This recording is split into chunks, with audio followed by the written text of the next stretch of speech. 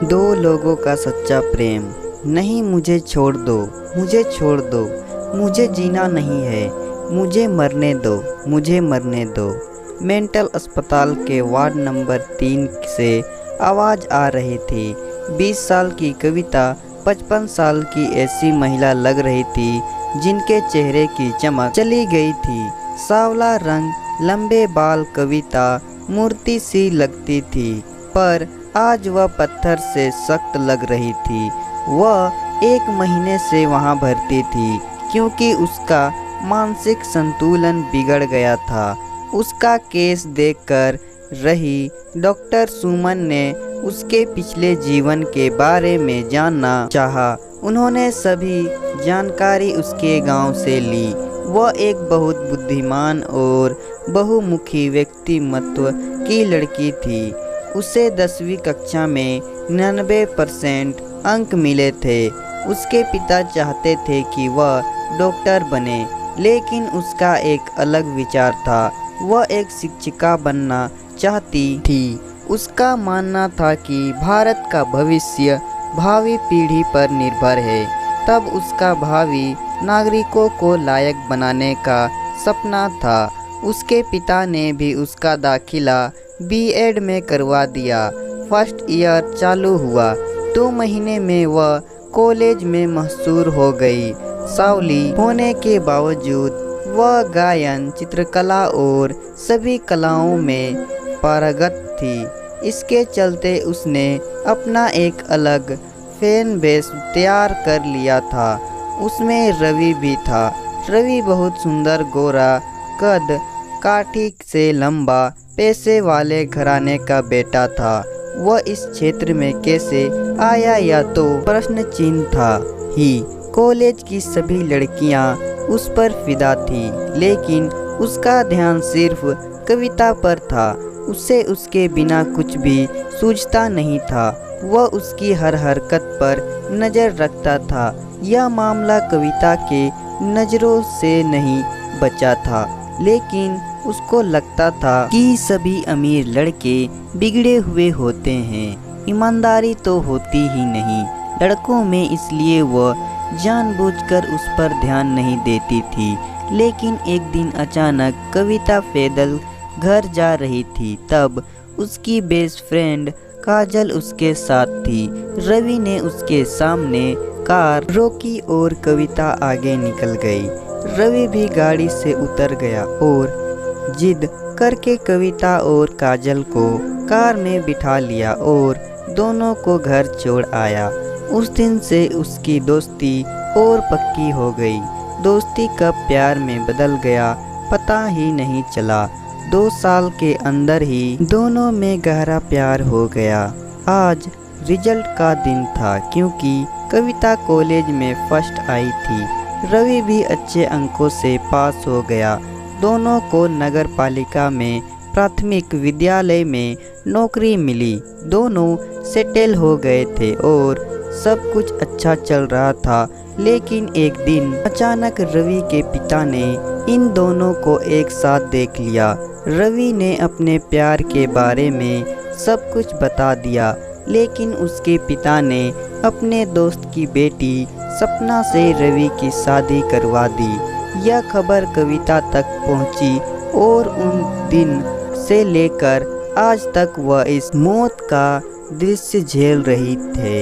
यह सब जानकर डॉक्टर सुमन को बहुत दुख हुआ। उन्होंने उसकी बहुत मदद की। उचित उपचार का उपयोग करके उसे इस स्थिति से बाहर निकालने में मदद की। करीब 8 महीने बाद कविता पहले की तरह सही हो गई। वह एक नए दृढ़ संकल्प के साथ अस्पताल से बाहर आई। उसने खुद को आदिवासी क्षेत्र में स्थानांतरित कर लिया। वहाँ के बच्चों को पढ़ाने, उनकी कठिनाइयों को समझने और उन्हें प्रगति के राह में लाने का पीड़ा उठाया। उसका पुनर्जन्म हुआ था। अब वह इन बच्चों के उद्धार के लिए अपना जीवन बिताने के लिए तैयार थी। अपने हंसमुख और प्यार भरे स्वभाव के कारण वह वहाँ सभी की चहेती बन गई। वह स्कूल में दोहरी अध्यापिका के रूप में कार्यरत थी। वहाँ के प्रिंसिपल भी उसके पिता के समान स्नेह थे। वह उसे अपनी बेटी की तरह मानते थे। दोनों पति पत्नी कविता को खूब लाड प्यार करते थे। प्राचार्य सेनावृत्ति होने वाले थे, इससे वह बहुत उदास महसूस कर रही थी।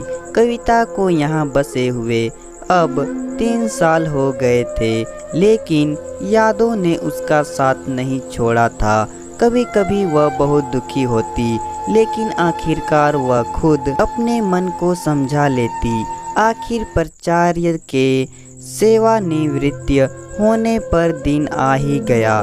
बेहद भावुक हृदय से उन्होंने विदाई दे गई। गांव वालों ने बड़ा आयोजन किया। कविता अकेले रह गई। उस दिन वह बहुत रोई। अगले दिन जब वह स्कूल गई तो उसे पता चला कि एक नए शिक्षक स्कूल में आए हैं। सरपंच शिक्षक को स्कूल ले आए। उसे अपनी आंखों पर विश्वास नहीं हो रहा था, क्योंकि वह नया शिक्षक रवि था। उसने अपने चेहरे पर कोई भाव नहीं दिखाया। उसने स्वागत समारोह आयोजन किया। सरपंच और ग्रामीण गए। समारोह में अब तो कविता से नहीं रहा गया। उसने उससे पूछा, तुम यहाँ क्यों आए हो? तुमने मुझे फंसाया और अब तुम देखने आए हो कि मैं जिंदा हूँ या मर गई। यह कहते हुए उसकी आंखों में लगातार आंसू बह रहे थे। रवि की आंखों से भी आंसू बह रहे थे। रवि बोला, अरे सिर्फ मुझे एक बार अपना पक्ष रखने का मौका दो। और वह बोलने लगा, पिताजी ने मेरी कुछ नहीं सुनी और मेरी शादी करवा दी। मैंने उसे सब कुछ बता दिया था कि मैं सिर्फ कविता से प्यार करता हूँ। मैं तुम्हें अपने दिल में जगह नहीं दे सकता। वह भी कुछ नहीं बोली। वह समझदार थी। 3 महीने बाद बाजार जाते समय अचानक उसका एक्सीडेंट हो गया और वह इस दुनिया से चली गई। मैं क्या करूं?